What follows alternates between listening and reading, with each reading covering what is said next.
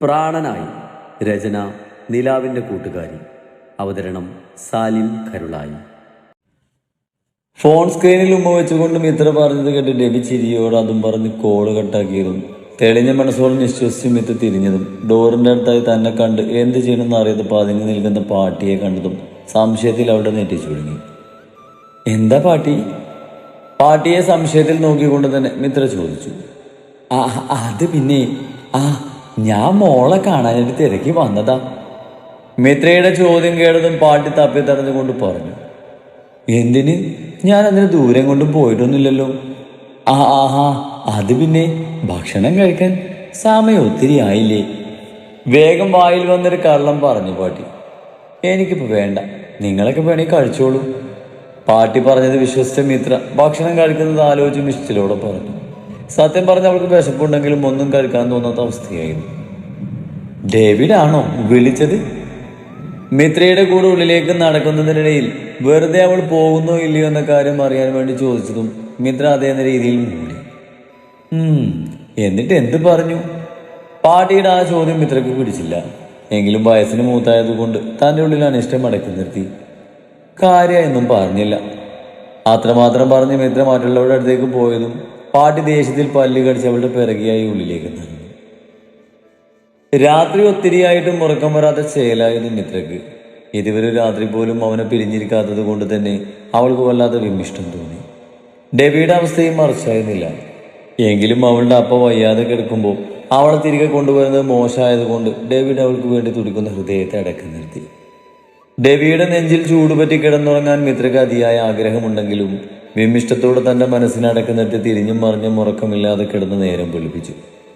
രാവിലെ തന്നെ ഡെബി മിത്രക്കുള്ള ഡ്രസ്സും മറ്റുമായി ഹോസ്പിറ്റലിലെത്തിയിരുന്നു. ഡെബിയെ കണ്ടതിലാണ് തൂങ്ങിപ്പിടിച്ചിരുന്ന മിത്രയുടെ മുഖം തെളിഞ്ഞത്. പാട്ടി ഒഴികെ മറ്റുള്ളവർക്കെല്ലാം ശ്രദ്ധിച്ചിരുന്നു.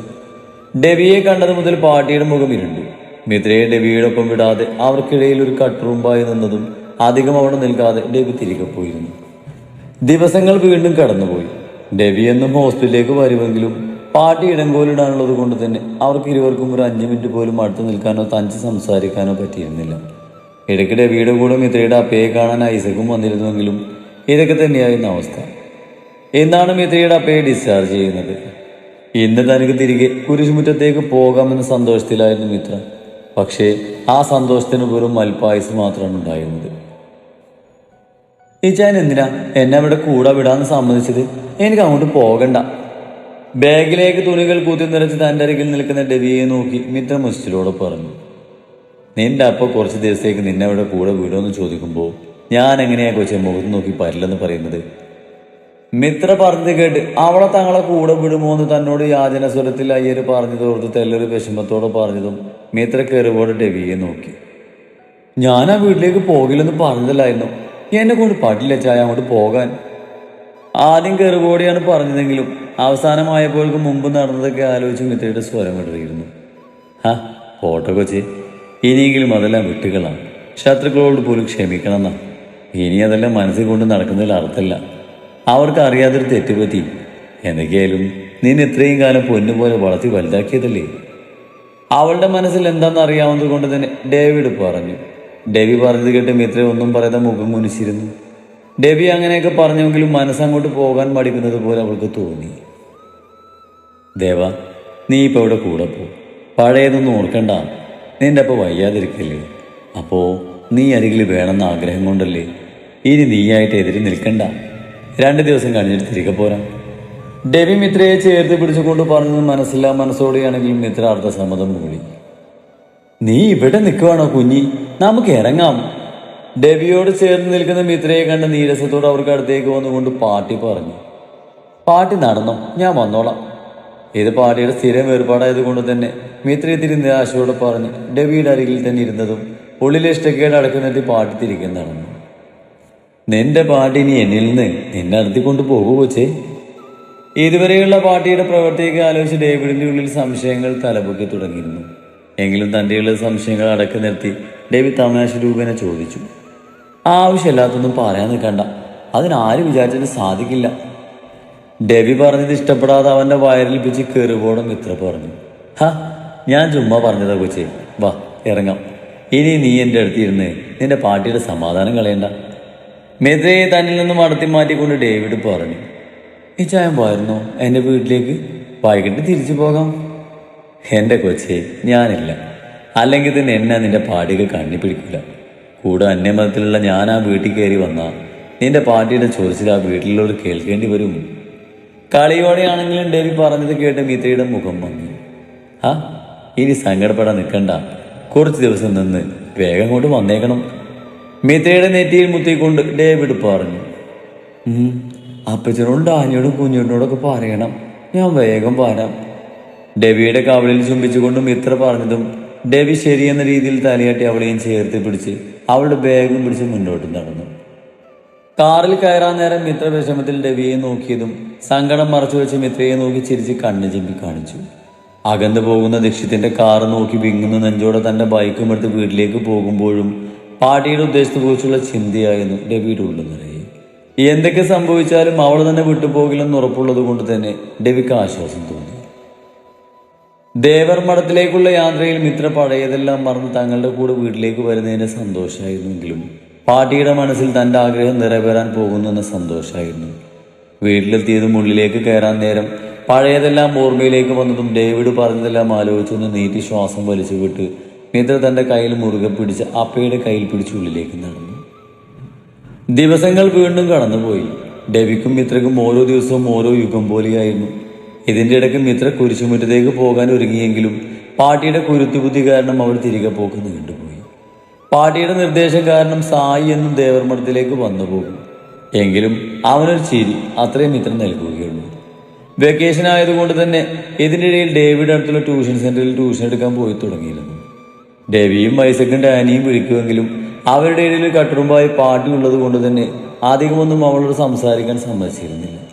എങ്കിലും അവരെല്ലാം വിളിക്കുമെങ്കിലും കുഞ്ഞുട്ടൻ മാത്രം വിളിച്ചിരുന്നില്ല. അവൾ വിളിച്ചാൽ കോൾ എടുക്കുകയോ മറ്റാരെങ്കിലും കോൾ എടുത്ത് കൊടുത്താൽ സംസാരിക്കുകയില്ലായിരുന്നു. ചുരുക്കി പറഞ്ഞാൽ മിത്ര അവിടെ ഇല്ലാത്തതിൻ്റെ ഏറ്റവും കൂടുതൽ വിഷമം കുഞ്ഞുട്ടൻ തന്നെയായിരുന്നു. ചേട്ടത്തിയാണെങ്കിലും അവൾ ശരിക്കും തൻ്റെ അമ്മയെ പോലെയായിരുന്നു. അതുപോലെ തന്നെയായിരുന്നു മിത്രക്കും.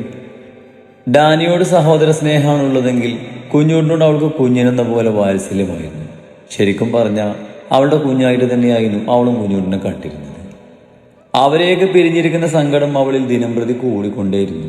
കൂടെ എല്ലാവരിൽ നിന്നും ഉള്ളുവലിഞ്ഞ് ഒറ്റയ്ക്കിരിക്കുവാനും അവളുടെ സംസാരം കുറഞ്ഞതും എല്ലാവരും അവൾ ശ്രദ്ധിക്കുന്നുണ്ടെങ്കിലും അവരെല്ലാം പിരിഞ്ഞിരിക്കുന്ന വിഷമമാണെന്ന് അറിയാവുന്നത് കൊണ്ട് ആരും അതിനെക്കുറിച്ച് തിരക്കിയിരുന്നില്ല എന്നതാണ് സത്യം. അതോടൊപ്പം പാർട്ടിയുടെ സംസാരവും പെരുമാറ്റവുമെല്ലാം മിത്രയിൽ പലവിധ സംശയങ്ങളും ജനിപ്പിച്ചു തുടങ്ങിയിരുന്നു. ഹാളിൽ TV കണ്ടുകൊണ്ടിരിക്കുകയായിരുന്നു മിത്ര. അവളുടെ ഓപ്പോസിറ്റായിട്ടുള്ള സെറ്റിയിലിരുന്ന് പാർട്ടിയും TV കാണുന്നുണ്ട്. വലിയ താല്പര്യമൊന്നുമില്ലെങ്കിലും TV ശ്രദ്ധിച്ചിരിക്കുമ്പോഴാണ് മിത്രയുടെ ഫോൺ റിങ് ചെയ്തത്. രാധുവാണ് വീഡിയോ കോൾ ചെയ്തത്. മിത്ര വേഗം ഫോൺ കയ്യിലെടുത്തു. ആരാ വിളിക്കുന്നത്? മിത്രയെ സംശയത്തിൽ നോക്കി പാട്ടി ചോദിച്ചു. രാധുവാണ്. അവളല്ലേ കഴിഞ്ഞ ദിവസം വിളിച്ചത്? എന്താ എങ്ങനെ വിളിച്ച് സംസാരിക്കാനുള്ളത്? മിത്ര പറഞ്ഞത് കേട്ട് ഇഷ്ടക്കേട്ടോടെ പാട്ടി പറഞ്ഞു. പാട്ടി പറഞ്ഞത് കേട്ട് മിത്ര ഒന്നും പറയാതെ കോൾ എടുത്തു. ഇവിടെ നിന്ന് എണീറ്റ് പോയാൽ പാട്ടിയും കൂടെ വരുമെന്ന് അറിയാവുന്നത് കൊണ്ട് അവൾ അവിടെ തന്നെ ഇരുന്നു. എന്താടി നിനക്ക് കോൾ എടുക്കാൻ ഇത്ര താമസം? മിത്ര കോൾ എടുത്ത ഉടനെ തന്നെ രാധ കെറുവോട് ചോദിച്ചു. എൻ്റെ പൊന്നെ, അതിന് മാത്രം വൈകിട്ടൊന്നുമില്ലല്ലോ. മിത്ര പറഞ്ഞത് കേട്ട് രാധയോടെ നോക്കി പല്ലളിച്ച് കാണിച്ചു. എന്താ ഇന്ന് പതിവില്ലാതെ വീഡിയോ കോളൊക്കെ ചെയ്യുന്നത്? മുഖത്തേക്ക് വീണ് കിടക്കുന്ന മുടിയെ മാടി ഒതുക്കി സെറ്റിയിലേക്ക് ചാഞ്ഞിരുന്നു കൊണ്ട് മിത്ര ചോദിച്ചു. എന്തോ നിന്നെ കാണാൻ തോന്നി. അല്ലടി പെണ്ണെ, നിന്റെ പകുതി തടി എവിടെ പോയി? മിത്രയെ സൂക്ഷിച്ചു നോക്കി കയ്യിലുള്ള ആപ്പിൾ കടിച്ചുകൊണ്ട് രാധ ചോദിച്ചു. ആ പോയ തടിയാകും നിന്റെ മേലിരിക്കുന്നത്. രാധുവിനെ നോക്കി കളിയായി മിത്ര പറഞ്ഞതും അവൾ പറഞ്ഞത് കേട്ട് രാധ ചുണ്ടുകൂട്ടി. അല്ല, നിനക്ക് കുഴപ്പമൊന്നുമില്ലല്ലോ, വോമിറ്റിംഗ് ഉണ്ടോ? മിത്ര രാധുവിനെ നോക്കി ചോദിച്ചു. വല്ലപ്പോഴുള്ള ഛർദി മാത്രമേ ഉള്ളൂ, പിന്നെ നല്ല ക്ഷീണ, കൂടാതെ ഒടുക്കത്തെ വിഷമവും. രാധ കയ്യിലെ ആപ്പിൾ കടിച്ചുകൊണ്ട് പറഞ്ഞു. മുൻപും വിശപ്പിനൊരു കുറവില്ലായിരുന്നല്ലോ. രാധ പറഞ്ഞു കേട്ട് മിത്ര ചോദിച്ചതും രാധ അവൾ നോക്കി പല്ലടിച്ച് കാണിച്ചു. നിന്റെ മാഷെന്തേ? അപ്പുറത്തുണ്ട്, എനിക്ക് വയ്യാത്തോട് തുണി കഴുകുക. മുഖത്തില്ലാത്ത സങ്കടമൊക്കെ വരുത്തിക്കൊണ്ട് രാധ പറഞ്ഞത് കേട്ട് മിത്ര ഒന്ന് ചിരിച്ചു. അല്ലടി, നിന്റെ ഇച്ചാനും കുഞ്ഞോട്ടും ഡാനിക്കൊക്കെ സുഖല്ലേ? ഇപ്പൊ ഒരു വിവരമല്ല. രാധുവിനെ കുറിച്ച് ചോദിച്ചതും അവരെ ഓർത്ത് അവളുടെ മുഖം ഒന്ന് പാടി. എന്താടി? മിത്രയുടെ മുഖഭാവം മാറിയത് കണ്ട് രാധ സംശയത്തിൽ ചോദിച്ചു. രാധ വിളിക്കുമ്പോഴൊക്കെ പാട്ടിയുടെ പ്രസൻസ് ഉള്ളത് കൊണ്ട് തന്നെ മിത്രക്കൊന്നും അവളോട് പറയാൻ പറ്റിയിരുന്നില്ല. ഒന്നുമില്ല, അവൾക്കൊക്കെ സുഖാണ്, കുഴപ്പമൊന്നുമില്ല. അല്ല, നാട്ടിൽ നിന്റെ അമ്മ വന്നോ? പാട്ടിയുള്ളത് കൊണ്ട് മിത്ര വിഷയം മാറ്റാനെന്ന് പറഞ്ഞ് ചോദിച്ചു. ആ, എനിക്ക് പ്രത്യേകിച്ച് കുഴപ്പമൊന്നുമില്ലാത്തത് കൊണ്ട് അമ്മയോട് ഇപ്പം ഇങ്ങോട്ട് വരണമെന്ന് പറഞ്ഞു. വെറുതെ എന്തിനാ അവരെ ബുദ്ധിമുട്ടിക്കുന്നത്? പിന്നെ ഇവിടുത്തെ ജോലിയൊക്കെ മാഷി തന്നെ ചെയ്യുന്നത്. പാവം. രാധ പറഞ്ഞത് കേട്ട് മിത്ര ധ്യാനയോർത്തുകൊണ്ട് പറഞ്ഞു. വീണ്ടും അവരുടെ സംസാരം നീണ്ടുപോയി. ഇടയ്ക്ക് വെച്ച് പാട്ടി അവിടെ നിന്ന് എണീറ്റ് പോയതും മിത്ര അവളുടെ മനസ്സിലുള്ള കാര്യങ്ങളെല്ലാം രാധവിനോട് പറഞ്ഞു. പാരട്ടെ കിളവി, ഈ വയസ്സായ കാലത്ത് അവർക്ക് എന്തിന്റെ സുഖരാണ്. നിന്റെ സ്ഥാനത്ത് ഞാൻ വല്ലതും ആയിരുന്നെങ്കിൽ അതിനടുത്ത് വല്ല പോട്ടക്കനിലും കൊണ്ട് വീട്ടിയിരുന്നു. മിത്ര പറഞ്ഞത് കേട്ട് ദേഷ്യത്തിൽ രാധ പറഞ്ഞു. ശരിക്കും പെട്ടുപോയ അവസ്ഥ എൻ്റേത്. പാട്ടിയുടെ ഇറിറ്റേറ്റിംഗ് സ്വഭാവം തീരെ എനിക്ക് സഹിക്കാൻ വയ്യ. ഒന്ന് ഫോൺ എടുക്കാൻ പോലും സമ്മതിക്കില്ല. ഇച്ചായനെ മറ്റോ വിളിച്ച അപ്പം എൻ്റെ ഉടായി പൊപ്പിച്ച് വരും. നീ എന്തിനാ അതിന് പാട്ടിയെ ശ്രദ്ധിക്കാൻ പോകുന്നത്? നിന്റെ ജീവിതം അതാരും നശിപ്പിക്കാതെ നോക്കേണ്ടത് നീയാ, പാട്ടിയല്ല. സ്വന്തം അച്ഛനായാൽ പോലും നിൽക്കേണ്ടവർ നിൽക്കേണ്ട സ്ഥാനത്ത് നിർത്തിക്കോണം. രാധ പറഞ്ഞു കേട്ട് മൂളുകയല്ലാതെ മിത്രയൊന്നും പറഞ്ഞില്ല. ഇടയ്ക്ക് വെച്ച് രവിയുടെ കോള് വരുന്നത് കണ്ടതും മിത്ര രാധവിനോട് പറഞ്ഞ് കോള് വെച്ച് രവിയുടെ നമ്പറിലേക്ക് ഡയൽ ചെയ്തതും പരിധിക്ക് പുറത്താണെന്ന് പറയുന്നത് കേട്ട് ഫോൺ കോൾ കട്ടാക്കി അവൻ തിരിച്ചു വിളിക്കുന്ന പ്രതീക്ഷയിൽ ഫോൺ ചാർജിലിട്ട് ഹാളിൽ തന്നെ വന്നിരുന്നു. കുഞ്ഞി, നിന്റെ ഫോൺ റിങ് ചെയ്യുന്നുണ്ട്. ഉള്ളിൽ നിന്നും കീർത്തി വിളിച്ച് പറഞ്ഞത് കേട്ടതും രവിയാകുന്ന അറിയാവുന്നത് കൊണ്ട് മിത്ര ഉള്ളിലേക്ക് ഓടി. മിത്ര ഫോണിന്റെ അരികിലേക്ക് എത്തുമ്പോഴേക്കും പാട്ടി തുടരെ വരുന്ന രവിയുടെ കോള് കട്ട് ചെയ്ത് ഫോൺ സ്വിച്ച് ഓഫ് ആക്കി. അത് കണ്ടുകൊണ്ട് അങ്ങോട്ടെത്തിയ മിത്രയിൽ പാട്ടിയുടെ പ്രവൃത്തിയിൽ ദേഷ്യം നിറച്ചു. പാട്ടി എന്ത് പണിയായി കാണിച്ചത്? എന്തിനാ ഇച്ചായം വിളിച്ചപ്പോൾ കോള് കട്ട് ചെയ്ത് ഫോൺ സ്വിച്ച് ഓഫ് ആക്കി വെച്ചത്? ദേഷ്യത്തിൽ പാട്ടിയുടെ കയ്യിൽ നിന്നും ഫോൺ തട്ടിപ്പറിച്ച് വാങ്ങിക്കൊണ്ട് ചോദിച്ചു. നിൽക്കാതെ കോള് ചെയ്യുന്നത് കണ്ടപ്പോൾ ഓഫ് ആക്കിയതാ. നാശം, ഇനി നീ തിരിച്ചു വിളിക്കാനൊന്നും പോകേണ്ട. ധാർഷ്ട്യത്തോട് അവർ പറയുന്നത് കേട്ട് മിത്രയുടെ സകല നിയന്ത്രണവും പോയിരുന്നു. ഞാൻ ഇച്ചായനെ വിളിക്കരുതെന്ന് പറയാൻ പാട്ടി ആരാ? ഞാൻ വിളിക്കുന്നതേ എന്റെ ഭർത്താവിനാ, അല്ലാതെ കാമുകനൊന്നുമല്ല. എന്നോട് എതിർത്ത് സംസാരിക്കാൻ നീ വളർന്നോ?